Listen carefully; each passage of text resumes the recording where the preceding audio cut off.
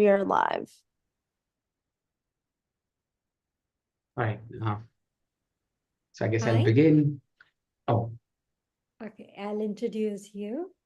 Hi, welcome to Weekly Vet. Weekly Vet from Business School of AI is a platform, a community where students of Sudha come together for continual learning. At Weekly Vet, we would like to have speakers from all over the world giving us key lessons in AI, AV, IoT, and other allied areas. I am Yashaswini, the host of Weekly Vet, and I'm an AI researcher from Bangalore, India.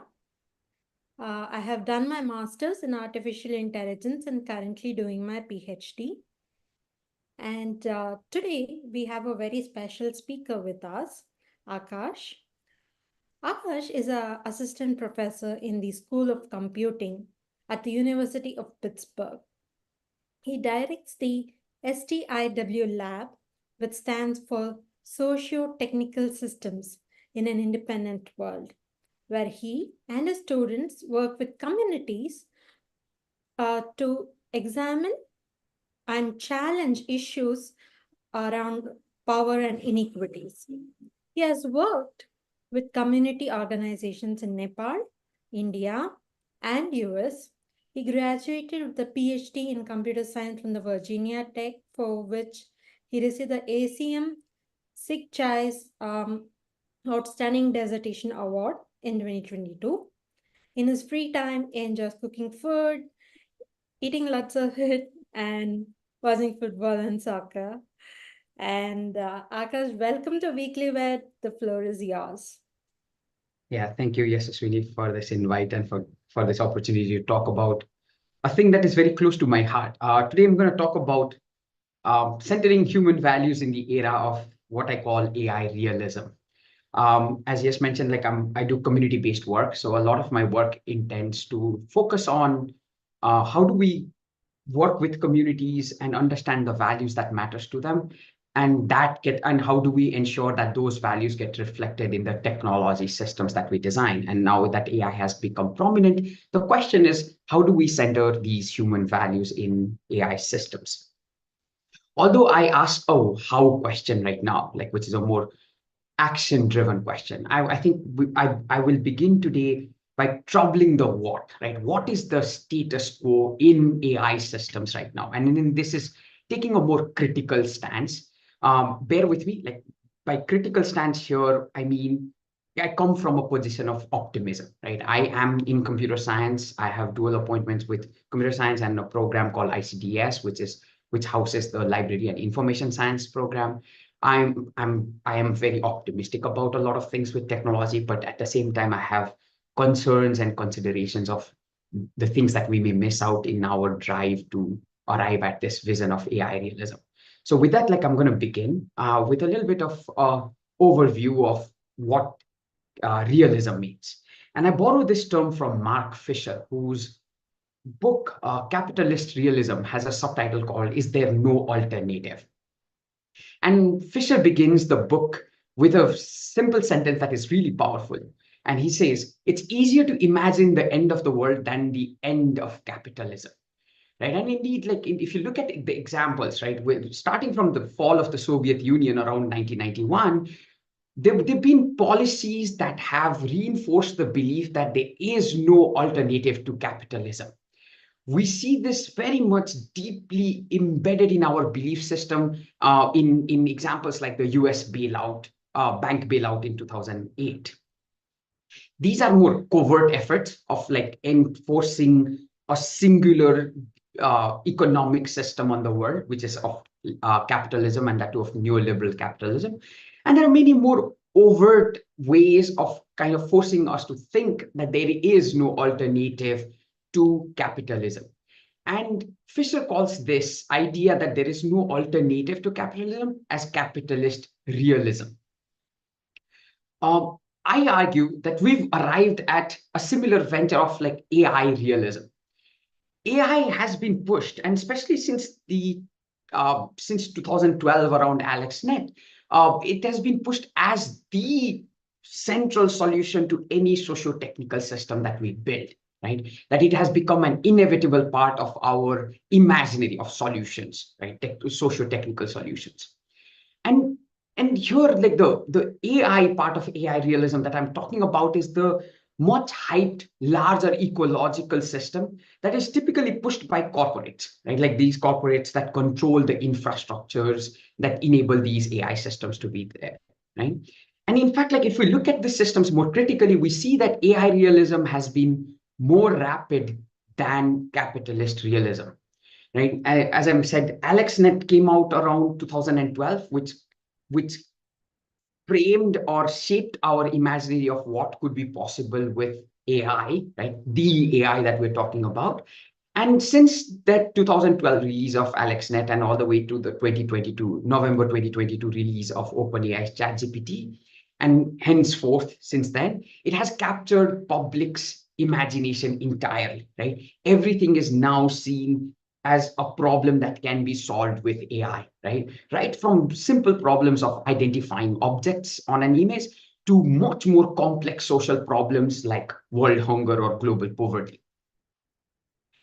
And there are some unique characteristics of AI that we often overlook. And this era of like hype and a boom and a bust of technology has happened all the time. But with AI, there are some complexities that come to the setting. This includes things like there's a lack of transparency in the way AI is created, in the way it functions, the way it is used, and the way it is evaluated. Now, some of it is because of the technological limitation, but most of it is by the social and infrastructural systems that we built around these AI systems. AI infrastructure is extremely expensive, making it affordable to only a few. And this is where the cornering by corporates has been happening, right? How many public institutions or even academic institutions these days, right, can afford an array of GPUs to run their AI algorithms or AI models? There is also a lot of FOMO, and this is not meant to be provocative, but if you look at news around the world, you'll see that a lot of government entities as well as corporate entities have a fear of having missed out on these quote unquote modern technologies, that they kind of lowered the barrier of regulatory barriers to ensure that they don't miss out on this shiny new technology. What that has done is that overall, we see that AI has very much aligned with a dominant belief in Silicon Valley around move fast and break things, or even more critically around ask for forgiveness and not permission attitude, right? Like, so we deploy fast without quite thinking about unintended consequences, unanticipated consequences, or in some cases, even after having known the consequences, we deploy technology. And in fact, like if we take a further step back, we see that capitalist realism and AI realism are very deeply intertwined. The ways that AI infrastructure is being controlled by a select few, and the ways that these systems are being pushed for things like workplace efficiency and productivity, suggests that the goal is very much aligned with the neoliberal values around concentration of power and resources, with the name around like placed around for goals like efficiency and productivity. I go back to Fisher again, and Fisher draws out this work from Lacan to say that we need to challenge capitalist realism. And to do that, he argues that we need to invoke what he calls the real from Lacan's real that threatens the promoted reality of capitalism. And in Fisher's term, real is and I quote him, the traumatic void that can only be glimpsed in the fractures and inconsistencies in the field of what is apparent reality. And Fisher draws three elements which can highlight the real behind the promoted reality in capitalistic structures. And these include the ongoing environmental disaster. We do not have to expand on this much. We can see the way global warming has happened, the way uneven natural hazards have been occurring all across the globe as an effect of human-led extraction of and lack of care for the environment, which all for the service of goals, right? Like of capitalistic goals. The second one that Fisher draws upon is the growing cases of mental health crisis around the world. And Fisher draws upon a lot of ideas, particularly from Marxist notions of alienation, to talk about how we feel we're removed from our work from our like communities because of this incessant drive for growth and capital gains. And Fisher so talks about how showing these elements of growing mental health crisis is yet another way to reveal what is presented as necessary and inevitable to be a what he calls mere contingency. The third one is the proliferation of bureaucracy. If we look at the rhetorics around capitalism, right, or especially in contrast to socialist systems and communism, is the idea that market efficiency will lead to a reduction of bureaucracy. But everybody who's experienced any institutional or infrastructural like interactions will note that there has only been a growth of bureaucracy around the world, right? So it is not been true that market efficiency has led to a reduction of bureaucracy. So in these three aspects, these three real highlight some of those fractures in capitalism's claim of a more efficient marketplace, right? Or the values that it brings. And this is the way that Fisher argues in challenging capitalist realism. And inspired by that, I'm drawing out three elements where we can also think about the ways we can challenge AI realism. And this is in drawing tensions between the promoted reality of AI realism versus the actual real in it. Right? And the promoted reality, one of the such promoted reality is that of democratized AI with transparency. There's a growing movement around participatory AI or including users in AI systems, in designing AI systems, which comes from a place of good intention, right? Of course, we need people to be involved in making decisions about things that distribute resources and power. It is fundamentally a political decision because with AI systems or without it too, right? We're talking about how do we distribute resources across, like in communities and across the globe. And so people have to be involved. But the way that people have been involved is highly tokenistic. In these involvement, we do not think about whether AI is to be used or not. It is as if AI is given. How do we improve that AI system such that now people can use it, right? So the degree of lack of like the degree of ownership or control over that AI system is very limited, right? And this also goes to the fact that a lot of data that is generated by through the use of these AI systems are often controlled by the few. And these again suggest, because data is the sort of the fuel for this engine, it further suggests the lack of control over the AI system.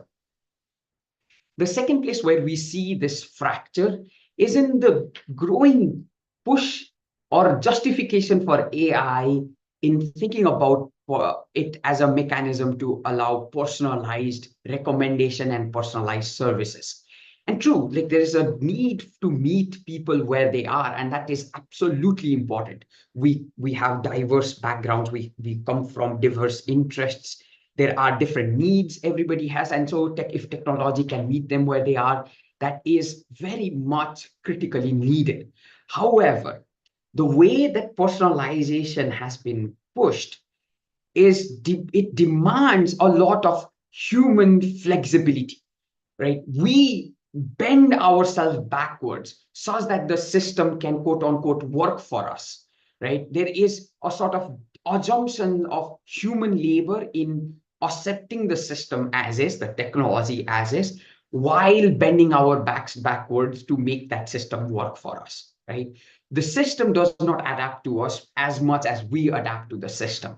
This can be seen in very common arguments around the shifting workplace environment with automated systems. People who've honed their skills in certain crafts or certain techniques or methods in their work are now told that these techniques are no longer valued because there is AI that can replace it altogether, right? And so again, there is the demand is on the humans to now adapt to this new system coming in, instead of thinking about what are the values that humans care about and how do we emphasize or further reinforce those values with the systems that we design. A lot of the personalization often comes from the fact that we were willing not to invest on the human infrastructure, right? There's a a sort of demeaning take on the investment required on human infrastructure, and instead we're willing to invest on an unproven technological infrastructure, and that is where we can see some of these fractures. The third one that I argue where we can see the gap between the promoted reality of AI versus the real is in claims of, again, automation and efficiency with AI systems, right? Like there's claims of how AI will make the world more efficient, or that automation will save us from tedious tasks that we have to do. And true, again, like with all of these, there are elements of truth to these claims, right? There is definitely a need to reduce or to allow humans to offload some of the tedious tasks, repetitive tasks. But at the same time, when we claim these factors around efficiency, we somehow have accepted the sleight of hand trick of ignoring all the human labor that has gone behind building the infrastructure in the first place, right? Workers often in the global south who are working in questionable environment at best, train these, clean the data, train these models, refine these models, and then only do these models come to use in and deployed to promote greater efficiency. So if we obfuscate the human labor, then definitely AI systems are efficient. But if we include those human labor, then it raises the question of whether or not we've truly arrived at an efficient system. And all of these, I'm not even talking about the environmental and energy costs of AI, and that's a separate conversation to be had. So I come from a line of research, a school of research that primarily believes in participatory design. And in participatory design, we think about the processes of how we involve community members in the design process, such that in a way that they have the power to shape the outcome. And in the process, they gain greater agency and control over the design artifact. And so if we look at these design activities or these design processes of involving the user, we see that there is a definite tension between how AI is being structured and positioned versus how typical design, particularly in participatory design, argues it ought to be. And I'll draw these tensions out to think about some of the ways in which we can take more actionable steps to resist AI realism. Now, in my presentation so far, like a present AI as an instrumental and one that has a utopic view uh, about the future of the world, right? Instrumental in the sense that it is focused all on outcomes, whether it be efficiency or automation, whether it be greater productivity, and so on. There's always an outcome because of which we deploy AI systems, without thinking about the costs that are associated in bringing these AI systems in any given context. But AI is always ecological, right? There's not one single system. There's underlying myriad of standards and processes and values, each in turn shape how we think about the world, right? Right from questioning how we collect data about ourselves and others in our society, as well as what kind of data is considered to be valuable, and so on. And so if we look at the whole process behind the ecological system of what we call AI, we find that there is a lot of places where we can bring in design to think more critically, right? Think more critically about the cost and the values that it brings. And design, right, in contrast to this instrumental and utopic view, engages with the processes. It looks at how people are engaged in in making decisions, in understanding what is possible, and perhaps even thinking about more than one possibilities for the future. It fundamentally focuses on human values, right? And then there's this tension between an outcome focused AI system and a human value focused participatory design approach. And this is where I think we as designers can have a role to play in resisting some of this push for AI realism. In a couple of next slides, I'm going to draw out like some initial reconfigurations. Again, these are very early phases of me trying to propose ways in which we can do so, where I think participatory design can create a space to resist AI realism. So in all of these three steps that I'm going to talk about, all try to center human values, ensuring that the human voices, especially those who have been historically marginalized, are centered as they make decisions about the future, right? Future with AI or future without AI. So the first approach that I want to talk about is engaging in value-centered visions right from the beginning of the design process. Whenever we work on socio-technical systems in working with communities or in solving any social problem with technology, there's a need to center visions that matter to us. And beginning from those visions allows us to think about broader possibilities beyond AI dominated one. Now, in AI systems, we hear, and it is common to think about it as a way to achieve scale and efficiency.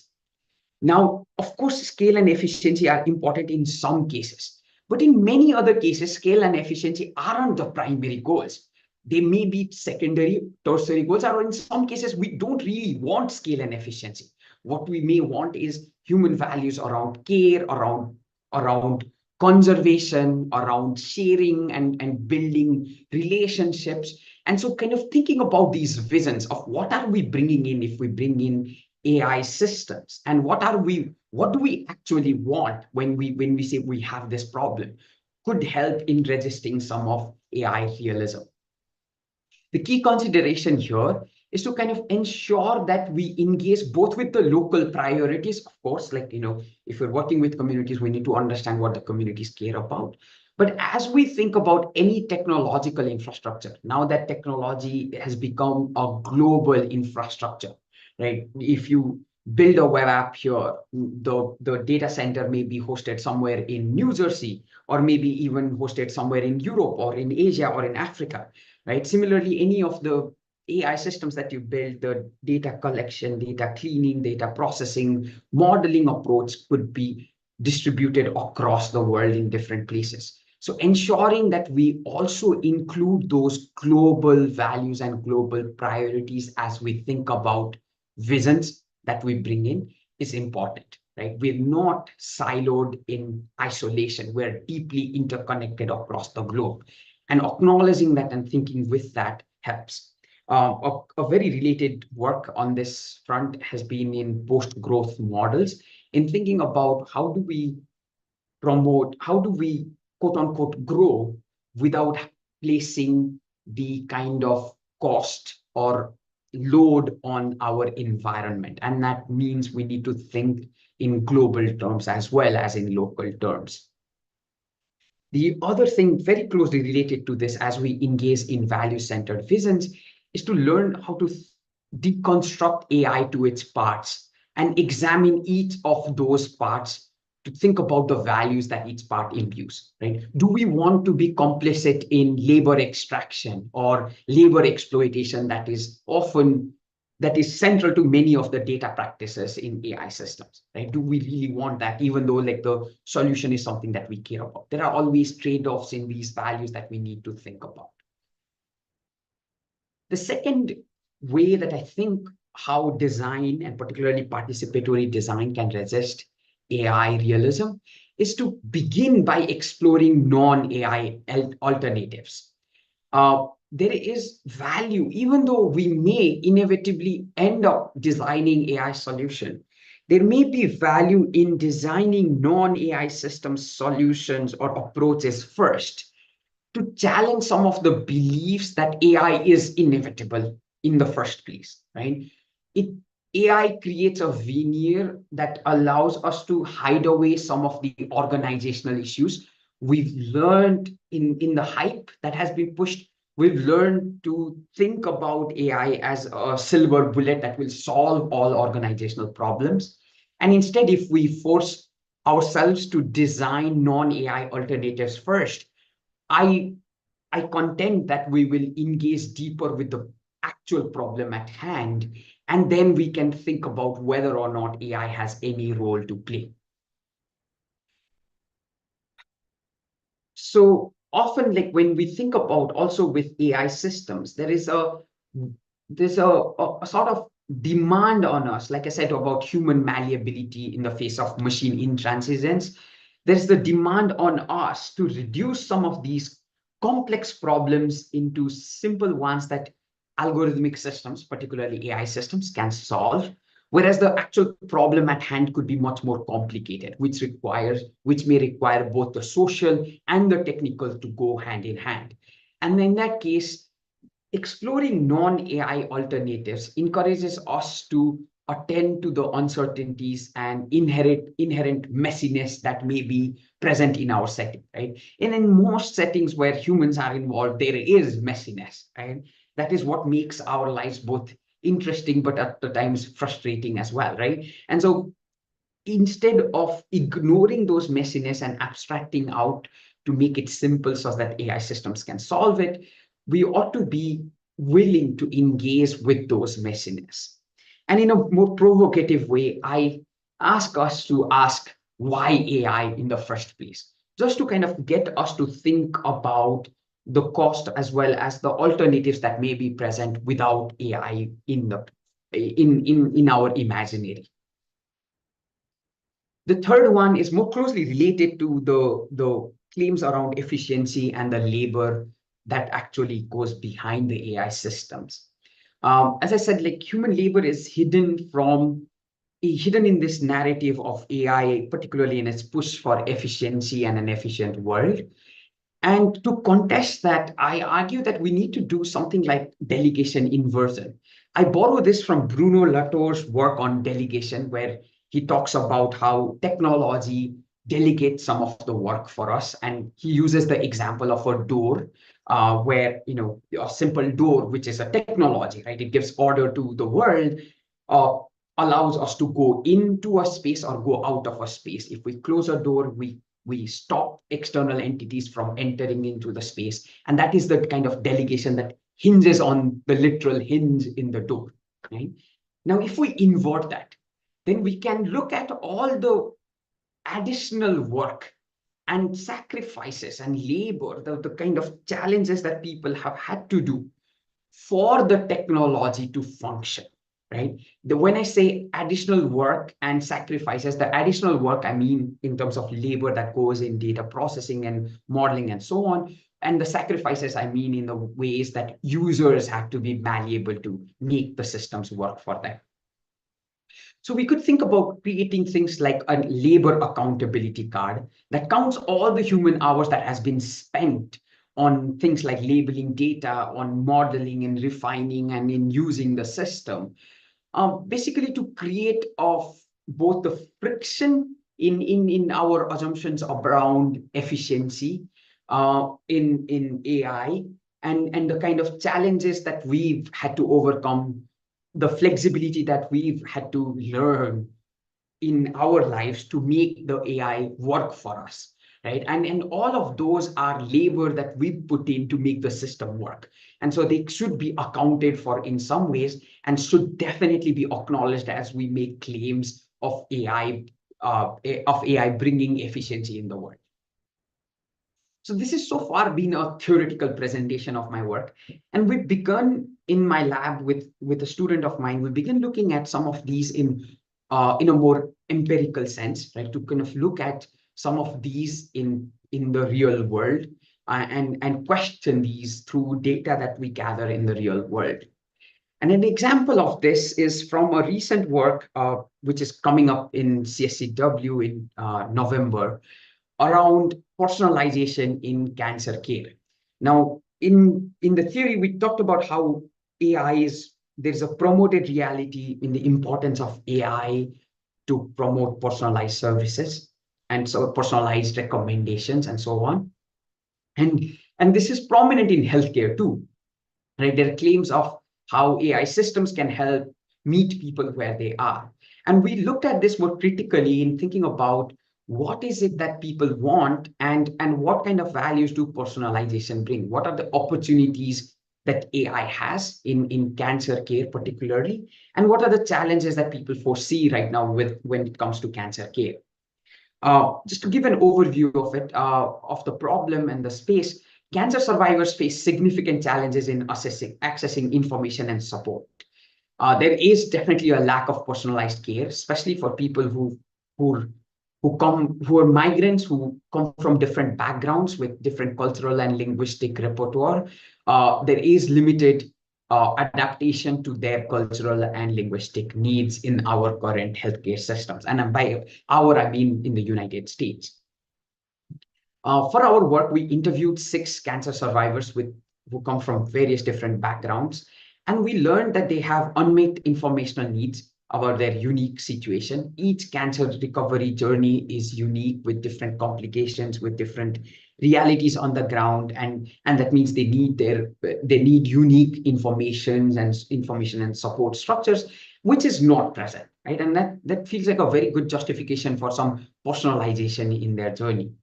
The second one we learned was that there is a need for culturally sensitive resources that align with the survivors' cultural backgrounds and linguistic preferences. This included things like understanding the language that they spoke, or at least supporting communicating some of these nuanced experiences that they can speak in their home language compared to English in the United States, but also other things like accepting or encouraging or even like at least acknowledging some of the traditional treatment that they are familiar with, and kind of contrasting it with the Western allopathic treatment. The third one that we heard was the survivors want to seek support from their community, to feel like they belong and that there is a group of people who are going through a similar journey.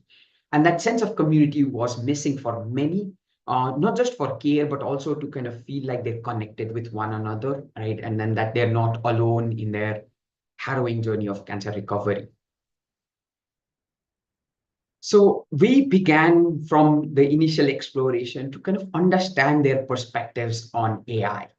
And in this conversation, we learned that they had limited exposure to AI so far, at least the overt AI systems, but they saw some potential for it to provide things like continuous support, right? So for example, real-time assistance and resources that can complement human caregivers, especially when they need help, let's say at late in the night when they do not want to disturb their caregivers. They also saw potential for AI systems to provide personalized information, such as like with tailored health tips, symptom tracking, or side effect management advice. And also they saw value in AI to provide culturally aligned care that considers their cultural values and language needs. So there is definitely some potential for AI to address this gap with like in particularly in providing personalized care. But if we dive a little deeper and ask, like, why are they asking for personalization in the first place? Like, what is the infrastructural or the value that they actually want to see in their care journey? We see that what they have as a desire is to have greater control and agency during their recovery journey, right? This control and agency comes in the face of a malady that erodes both, right? Cancer is harrowing, it tires you, it makes you feel like you do not have control over your own body and control over the outcomes of like, your life. And so there is this need for greater control and agency. So if you look at some of these ideas that they've talked about around personalized services, we see that the values that they care, around control and agency can be built into system that may or may not require AI. So, for example, informed decision making suggests again a desire for, like, it attends to those desires for greater control. Uh, if we use AI, then we need to build in critical AI literacy so that they understand where the recommendations from those AI systems are coming from, how seriously should they take those recommendations, what should they do if they do not agree with these recommendations, and so on.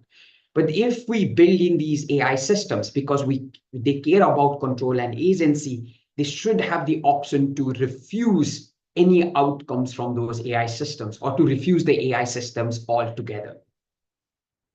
In another case of around thinking about a sense of community, to be part of the larger community, we see that, like, AI does not have much of a role to play, right? Instead, what we should be investing our time and resources on is trying to support them to provide ways to connect with other cancer survivors, other people, caregivers, other sources of information, and other ways of treatment that aligns with what they need, such that they have, again, greater control and agency over their cancer recovery journey. The third thing that we notice in all of these is that when they say AI, they are often talking about the fact or acknowledging the fact that they can't quite, they find the care request that or care needs they have is quite expensive, or that they can't quite find the caregivers that they need. Right? There's a shortage of caregivers, that the services are very expensive. And so these are structural problems that AI can't quite solve. Right? If you bring in AI to provide 24/7 care, you're providing a band-aid solution to a more structural problem, right? Which is of a limited number of caregivers and exponentially increasing cost of healthcare in the United States. So instead of investing billions of dollars in trying to build these band-aid solutions with AI, I venture that we could reimagine or rethink what would be the outcome if we invested that same amount of money and the same effort in thinking about how do we better train caregivers, better train or reduce the cost of healthcare, maybe with subsidies, maybe with other structures, economic structures to reduce that healthcare, right? And all of those would then lead to a longer term, more sustainable solution than the AI-based band-aid approach would. And then that is all I have. I'm open to kind of discuss what I've presented. And if you have questions later on, like, feel free to email me or reach out to me on Twitter or X. And again, thank you for having me here. Yes, Akash, that was a wonderful presentation. And I have a couple of questions here that I would like to field. Um, so the first one being, why do you believe capitalistic realism continues to dominate socio-technical systems, even with growing awareness of its limitations?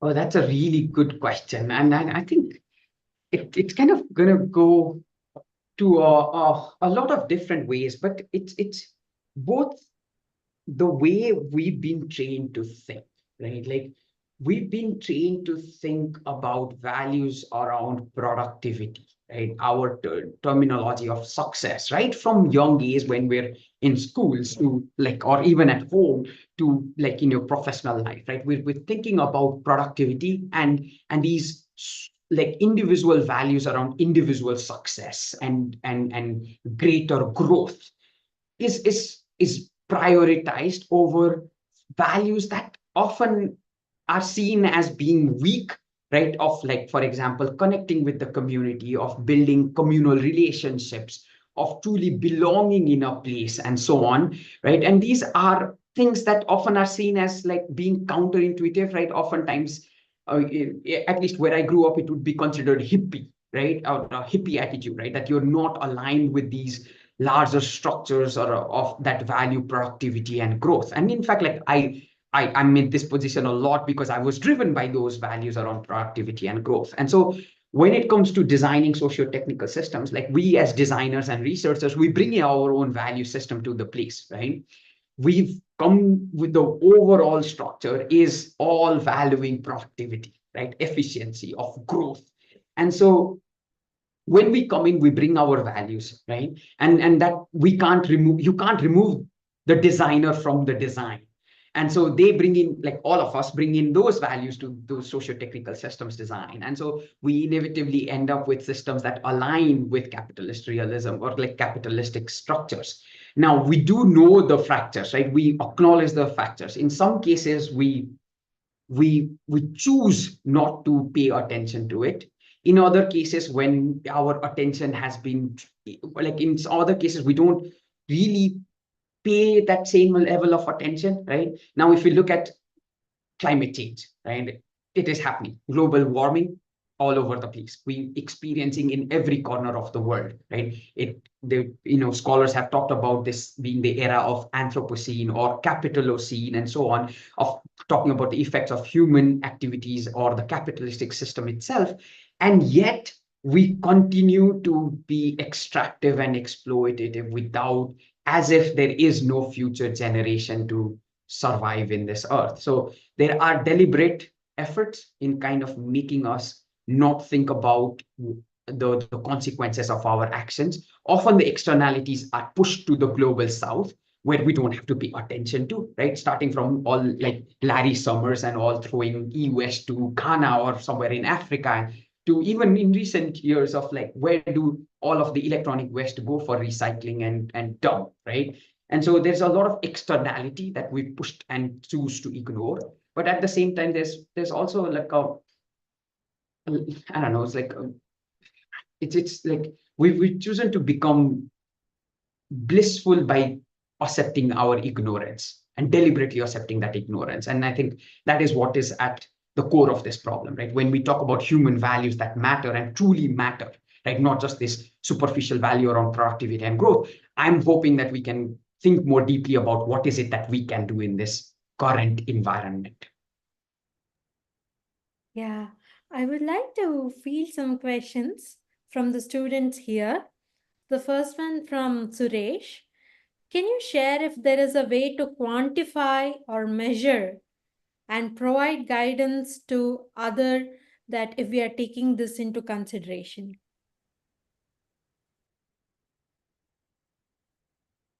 But that's a really good question. And I think you'll find my answer not to your satisfaction, but I'll still venture in a hope that it will prompt a discussion. I'm I don't think there is a simple metric or quantifiable outcome that could tell us that we're kind of resisting AI realism or kind of moving towards resisting capitalist realism. What I would think about, right, if it were my work, is how well aligned do I feel that the communities I work with find themselves in a position of greater strength, not just to their immediate requirements, but with respect to their visions of the future, whether it be their own personal visions of the future or their future generations' position in the society, right? And that would be the way I would think about it. So what I kind of build on this is like all of our exercises, and this goes back to like Eric Fromm from like Frankfurt School and so on, like all of our exercises is to grow our own sense of self on our, and again this sounds very new agey, but hold on to the kind of the idea here is like all of these things that we do is to think about how do we grow as our own selves and feel more connected in our surrounding, right? That is all that we're trying to do in every activity, in everything we do, right? Fromm talks about this in the form of love, right? Not the romantic like movie love, but the more love of being connected to the world. And so one way that I would say that you know that you're making progress is that you feel in love with your communities that you're working with, that your community has expressed or kind of suggest that they're in love with you and your work and the values that you're bringing, and that they themselves amongst themselves are in love with each other. Like, and again, mind you, like I use love from Eric Fromm's version of love, not the kind of Hollywood and Bollywood kind of love here, right? Which is like the deep sense of being connected with one another. Now, if you ask me how do you come up with a metric for this, I would say that you would sense it, right? Like we need to accept that our own sense of like affective emotional part is equally if not more valid than any quantifiable measure, and that is what you would work towards, right? Again, this is not amenable to AI systems, right? Like, and that is deliberate. Thank you, Akash. Yeah, so I think the human value is, is global, but also it's very localized. Yes, And absolutely. so, if you're building an AI system that is going to be used in a local market or whatever it is, then I think what you're saying is we need to have a series of interviews to make sure that, people find the right, you know, right use of the AI system for their purposes, I think. But it's very personalized, right? I mean, what is right for you may not be right for somebody else, maybe. I don't know. I mean, it's like, so that's why I was looking if there's a way to say, if there are like 10 AI systems, if you can quantify it in some form and say, okay, A, B, and C systems are performing, 80% on this and that, and or C, D, and E are performing in certain ways, and you can measure it, and then you can gradually improve them in those. It's like a spider diagram, right? Yeah, maybe right. You can say A, B, and C systems are performing, in this aspects, and D, E, and F are performing in those actions and things like that. Then there's a way to Yes. improve it. But lack of that, or no real guidance on that aspect, there should be some framework to say, we need to evaluate certain AI systems this way or that way, I think. Yeah. I would add that if you're doing like performance evaluation, incorporate cost, right? Cost in not in terms of like how well it performs, but in cost in terms of like what are the labor costs, right? Is like how much of like who are the laborers? Like there are these methods of like model card and data card, like Timnit Gebru and Margaret Mitchell and others have pushed these ideas of a greater accountability, right? And some of these are really valuable, right? Like how do we hold these systems accountable? And there is always a trade-off, right? Like when we think about any of these measures of making decisions on which system or what, if any system to be used, we often think about performance of like in how efficient this is or how well this is. But I would say like if you're building like a spider chart or something like that, incorporate cost, right? Which one's costing? Again, cost not in terms of monetary cost alone, but in terms of environmental cost, labor cost, right? And all of those are as important, if not more important than just the outcome of it, right? And that was the whole kind of argument that I was trying to make, is that we've somehow, with this sleight of hand, chose to focus only on the outcome without paying attention to the processes, right? And resisting AI realism means bringing back those like paying attention to those processes and thinking about what are the values that each of these processes sort of embody, and we are implicitly embodying when we choose to deploy a particular AI system.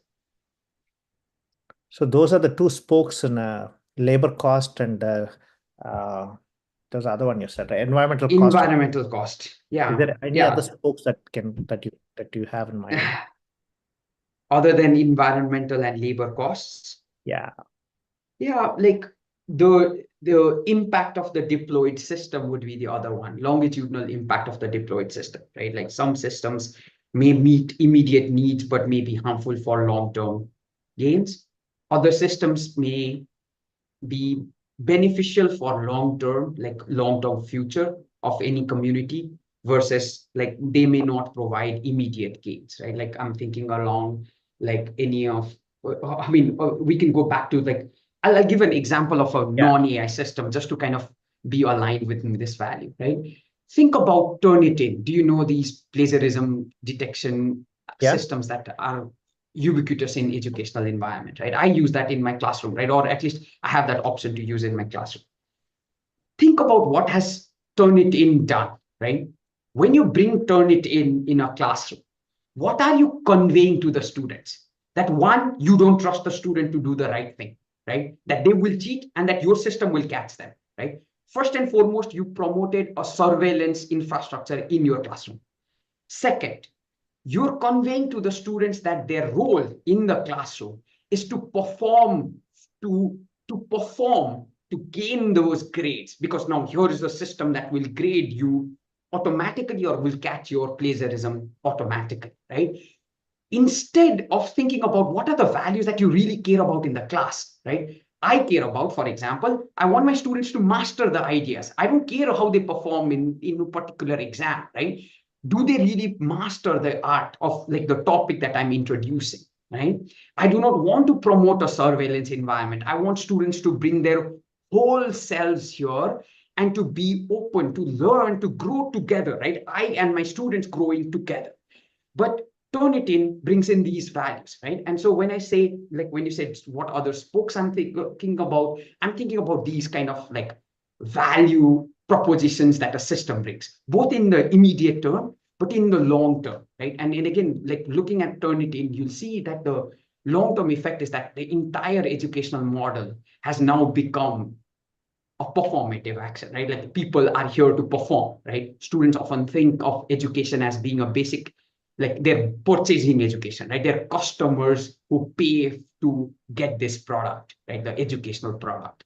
And so that Turnitin is very much embodying those values. And so similarly, you could draw corollary to this to think about like what values do AI systems bring, both in immediate terms as well as in long term.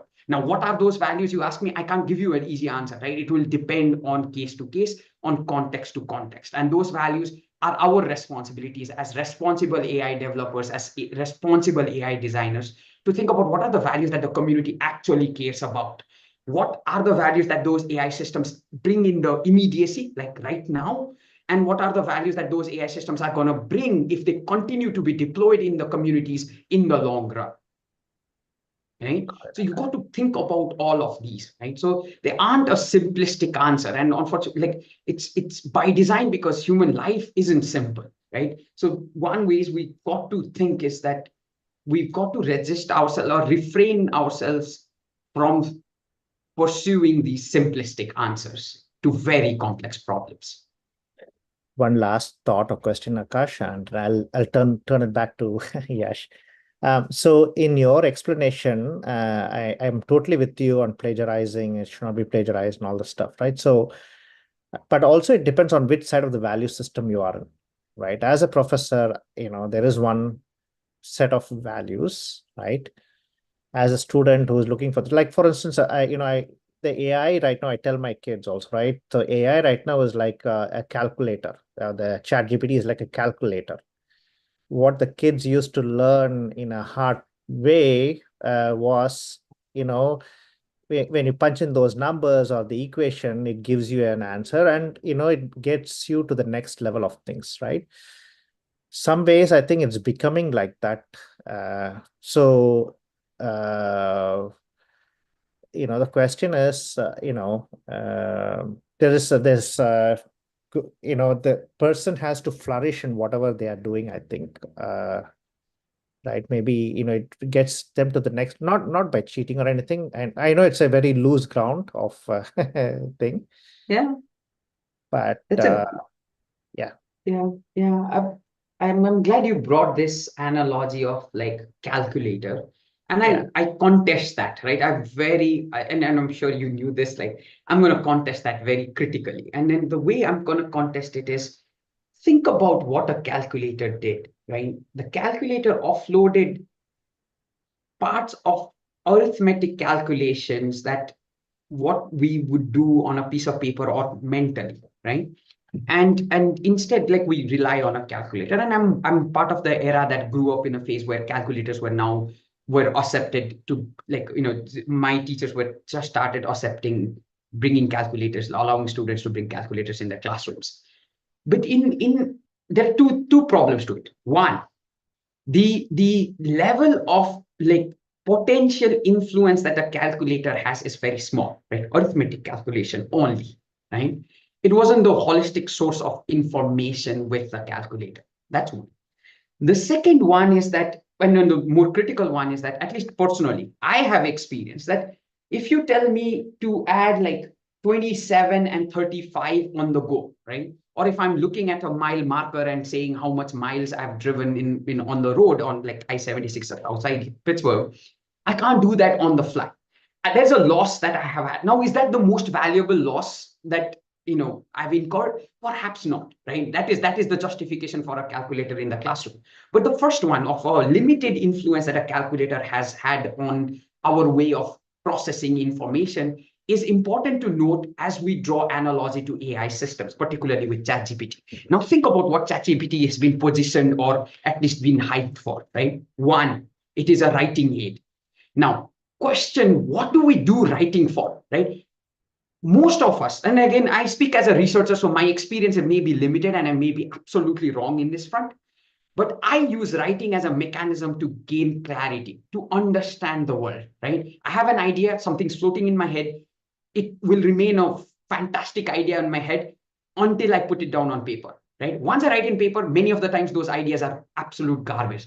But in the process of writing down, as frustrating as it may be, I gain clarity of what is important to me, right? To gain that clarity in the perspective that I have in head.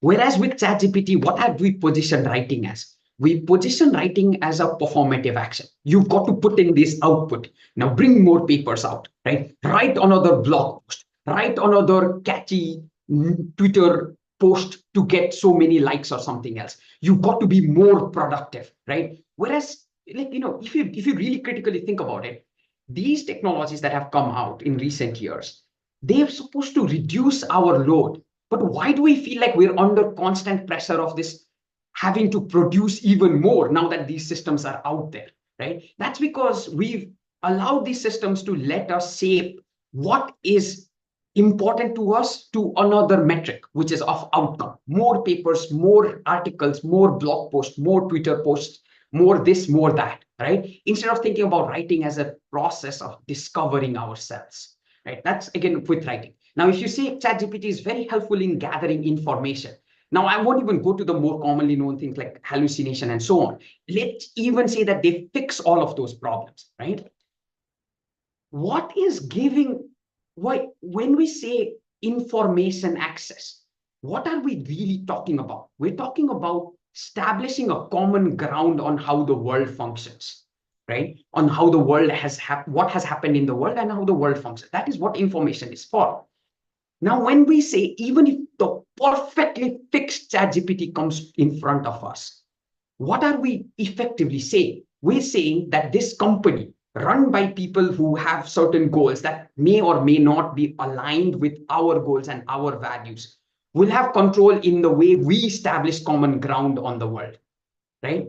That seems like a very dangerous proposition, right? We are effectively handing over power to a small group of entities. We've already done that in many other fronts, right? With Android and Apple systems, like in Google search and so on, we've done that, right?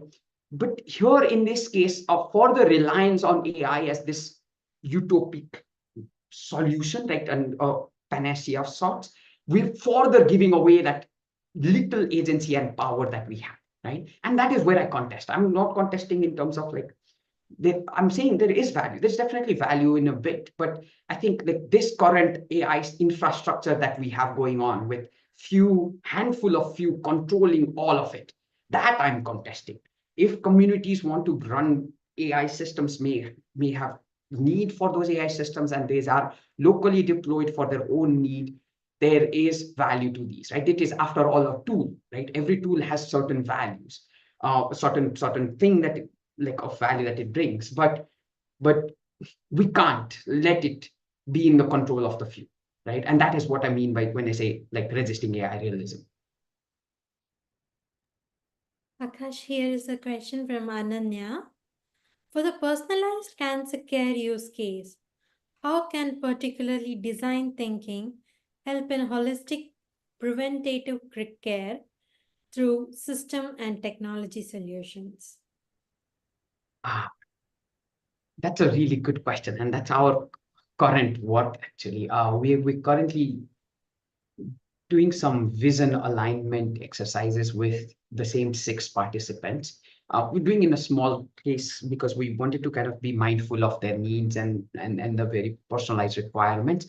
But we're currently thinking about how some of the things that matter to them are are centered in howsoever the care services are provided, right? And we're going in not by saying we'll build AI systems or we'll provide personalized care. And I know this is like a very difficult position for us to take, right? Like when we're involving people in design, we want to provide the things that they need right now, here and now. But at the same time, at least in this case, that there seems to be a need to first think about the values that matter to them, right? And we're designing activities with sorting card methods, to look at these values, that these things that they care about, and then to think with them of what may be helpful in their journey, right? It's a slow process, it's an incremental and iterative process, but we're in the phase of doing that. Now, when you say participatory design thinking, I want to bring this part back to the title of the talk, right? Which is all of the participatory design exercises are trying to center the values they have, right? The patients, the survivors have. And that is where our focus has been, right? To first identify these values, to work with them to prioritize or think about these values and what they want in their cancer journey, their recovery journey. And then eventually we'll come to technological solutions, right? If you get back to me in a couple of years' time, maybe I'll have more concrete solutions about it, like technological or otherwise about it. But right now we're just beginning to do some of these value-centered approaches to envisioning their cancer recovery journey. Thank you so much for this. Yeah. Yash, please take it away. Thank you, Aakash, for this wonderful session that you gave. And would you like to add a passing remark, and then we will wrap it up? Yeah, I don't have anything like to conclude, but I'm thankful for Sudha and you and all others for joining today and like inviting me to share some of the ideas. You know, these ideas aren't like friendly to a more techno-deterministic futures that we seem to have centered, but they are ideas that come from a position of like being critical, right? And then again, I borrow from a good friend of mine, Gopi's suggestion, like idea that I'm critical because I'm optimistic. There's optimism in me. Like, you know, I'm thinking about socio-technical systems all the time. And so like there's this part of the technical that I want, right? And so there's optimism baked in, right? I'm not cynical, right? Cynicism has like pessimism baked into it. And so this critical position of saying like we need to resist AI realism comes from a fact that I remain optimistic about our futures, about both our social and like socio-technical futures. It's just that like I think there has to be a more concerted effort to question all of the AI work that has been pushed around as being the new possibility or the only possibility, in fact, right, of our future, because there are multiple ways of doing things, multiple ways of being. And so that means that there are multiple possible futures in front of us, right? And so like working on resisting this AI realism is trying to ensure that we have a holistic picture of all these plural possibilities in front of us, and that we can realize these plural possibilities as we move forward, rather than just one techno-deterministic AI-heavy future. Thank you, Aakash. That was wonderful. And I would like to close Weekly Ved here. Thank you, everybody, for coming to Weekly Ved. Weekly Ved happens every Wednesday at 9 a.m. Pacific time. And thank you. Bye. Bye, everyone. Thank you so Bye. much. Bye.